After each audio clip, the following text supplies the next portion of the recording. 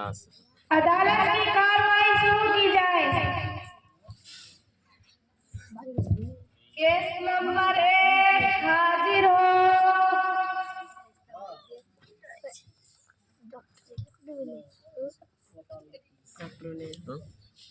जज साहिबा, मैं एक डॉक्टर हूँ। जज साहिबा, मैं इंसानी जिंदगी की मुहाफिज हूँ। मैं लोगों को जिंदगी बख्शती हूँ। मेरी ही वजह से लोगों को शफा मिलती है। दुनिया में कितनी बड़ी बड़ी बीमारियाँ, जैसे ट्यूमर, कैंसर, टीबी, डायबिटीज, इस सब से मैं ही तो निजात दिलाती हूँ। अगर मैं ना होती तो इंसान मौत में मुब्तला हो जाते। आज भाई भाई पर भरोसा नहीं करते, लेकिन मुझ पर करते हैं। मेरे पास आराम के लिए वक्त नहीं, मुझे हर वक्त बीमारों को देखने के लिए तैयार रहना पड़ता है। इसीलिए जज साहिबा, इसीलिए इज्जत की खुशी सिर्फ और सिर्फ मुझे ही मिलनी चाहिए। Case process. केस नंबर 2 हाजिर हो।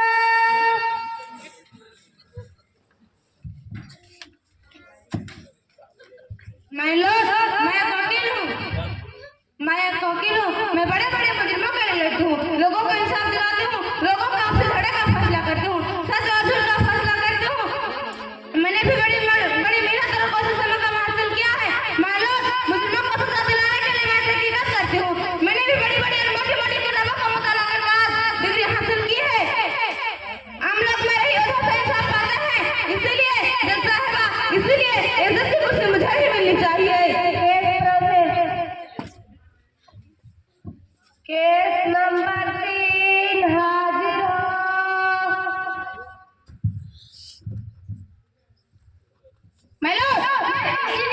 पहले जमाने के लोग खुद के मकानों में रहते थे, झोपड़ियों में रहते थे और अपनी जिंदगी गुजारते थे।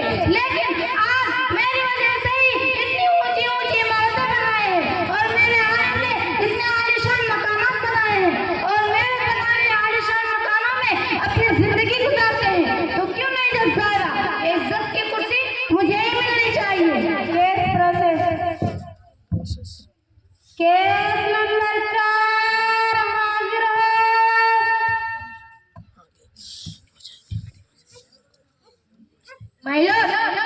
सहनता हूँ, मैं बड़ी बड़ी और मोटी मोटी किताबों का मुताला करके आज ये मकाम हासिल किया है। एक जगह से दूसरी जगह लोग मेरे ही वजह से आसानी के साथ जाते हैं। और तो जज साहिबा, टेलीविजन, कंप्यूटर, कमरे, मोबाइल, जहाज, ये सब भी मैंने ही तो बनाए हैं। जज साहिबा, आपके पास जो लैपटॉप है वो भी मैंने ही इजाद किया है। डॉक्टर के पास वो जो आया है ना, वो भी मैंने ही इजाद किया है। मुल्क में होने वाले खतरों से मैंने ही इजाद की हुई टेक्नोलॉजी और विज्ञान की हिफाजत होती है। लोग तवील से तवील सफर 3 घंटों में तय करते हैं। तो क्यों ना जज साहिबा, इज्जत की कुर्सी मुझे ही मिलनी चाहिए। Case process.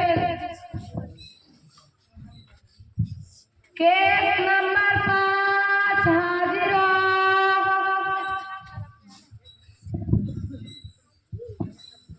महिला, मैं पुलिस हूँ। मैं सबको यह बताना चाहती हूँ कि मैं तमाम तरह के मुजरिमों को पकड़ती हूँ, वतन के लोगों की हिफाजत करती हूँ, रातों को दौरान करती हूँ। पुलिस होने का मतलब यह नहीं होता है, लेकिन फिर भी अपने जान पर खेल कर वतन के लोगों की हिफाजत करती हूँ। कभी कुछ दिनों की छुट्टी नहीं मिलती, कभी ईद आती है, ईद चली जाती तो महाभारत आती, महाभारत चली जाती तो नवरात्रि आती, नवरात्रि चली जाती तो 26 जनवरी आती, 26 जनवरी चली जाती तो 15 अगस्त आती। त्योहार आते रहते हैं। मिलाद, एक छुट्टी नहीं मिलती, कभी कभी अपने देश के लिए अपनी जान कुर्बान करनी पड़ती है। इसलिए मेरा आपसे रिक्वेस्ट है, ये इज्जत की कुर्सी सिर्फ और सिर्फ मुझे ही मिलनी चाहिए। Case process. केस नंबर 6 हाजिर हो।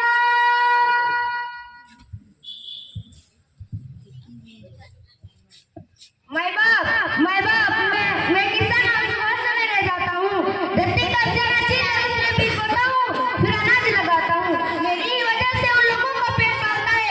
अगर मैं अनाज ना लगाते ये लोग कहाँ जाते? इन लोगों को पेट कैसे पालता? माई बाप, हम किसानों हम सुबह सवेरे जाते हैं और सूरज डूबने तक काम करते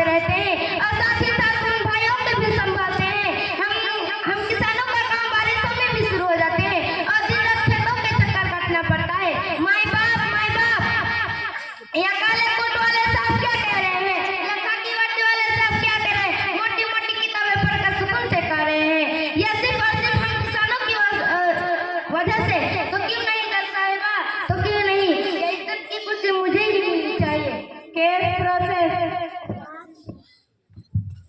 केस नंबर 7 हाजिर हो। मैं एक उस्ताद हूँ। आज आपके सामने इन लोगों ने जो भी दलीलें पेश की वो सब सही है, लेकिन आप ही बताइए जज साहिबा, एक पेशेवर आपके पास यूं ही बैठी नहीं, बचपन से लेकर आज तक एक उस्ताद की बात महसूस होती है। एक उस्ताद ही इस मकाम तक पहुँचाता है। अगर उस्ताद ना होता तो इन्हें तालीम कौन देता, इन्हें अदब व तहजीब कौन सिखाता, इन्हें लिखना पढ़ना कौन सिखाता। तब भी एक उस्ताद की बात महसूस होती है। तब जाकर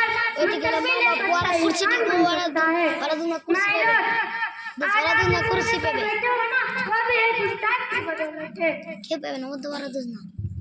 वो भी एक उस्ताद की बदौलत है। अब आप ही बताइए जज साहिबा, क्या इज्जत की कुर्सी किसे मिलनी चाहिए, क्या इज्जत की कुर्सी सिर्फ और सिर्फ मुझे मिलनी चाहिए? ठहरिए जज साहिबा,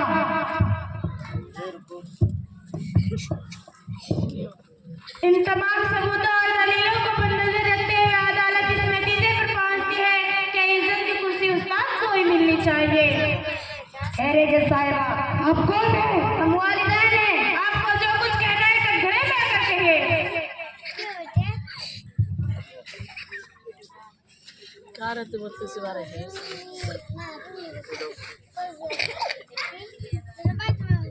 मैं पूछती हूँ जज साहिबा, मैं पूछती हूँ, हमने अपने अरमानों की कुर्बानी देकर, अपने जज्बातों की कुर्बानी देकर क्या उन अरमानों को पूरा नहीं किए?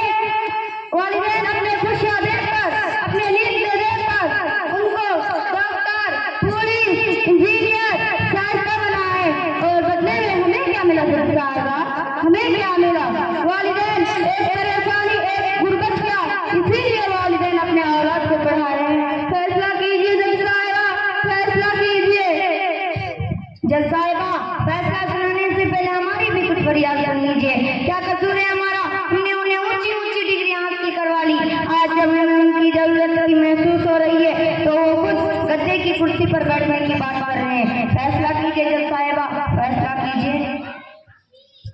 जज साहिबा, वालिदैन एक नन्हे से पौधे को फलादार तर्ज बनाने के लिए अपना खून पानी की तरह बहा दिए हैं, और सहज कर हमारे दर्द दुखों पर वालिदैन, जज साहिबा, वालिदैन उसके साए और फलों से नहीं दिए जाते।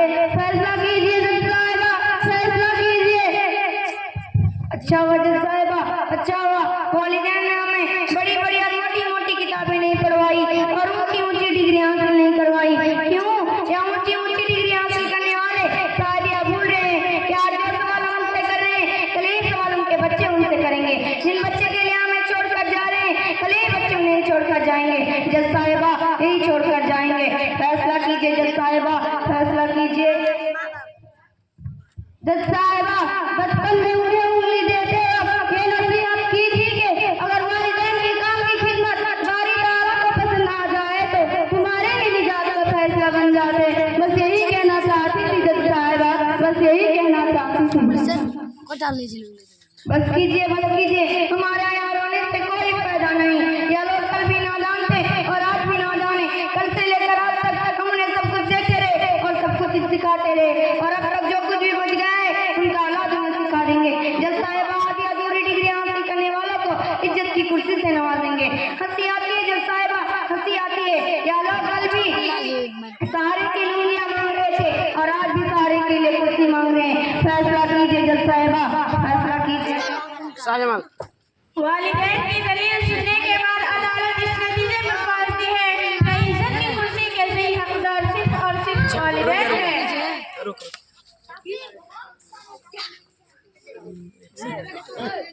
डॉक्टर होने का क्या फायदा? जी हाँ दोस्तों, मैं पुलिस हूँ। जी हाँ दोस्तों, मैं पुलिस हूँ। मैं बड़ा बड़ा मुजरिमों को पकड़ती हूँ, लेकिन मैंने जब अपने वालिदैन को मालूम पाया तो मेरा पुलिस होने का कोई फायदा नहीं।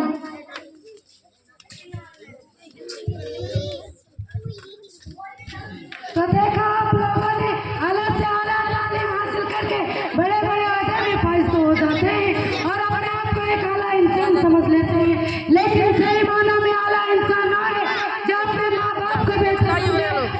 खिदमत करे ताकि उसकी दुनिया और आखिरत दोनों संवर जाए। अपने जन्नत को अपने माँ बाप का अपने जन्नत को बना अपने माँ बाप का अस्सलाम वालेकुम।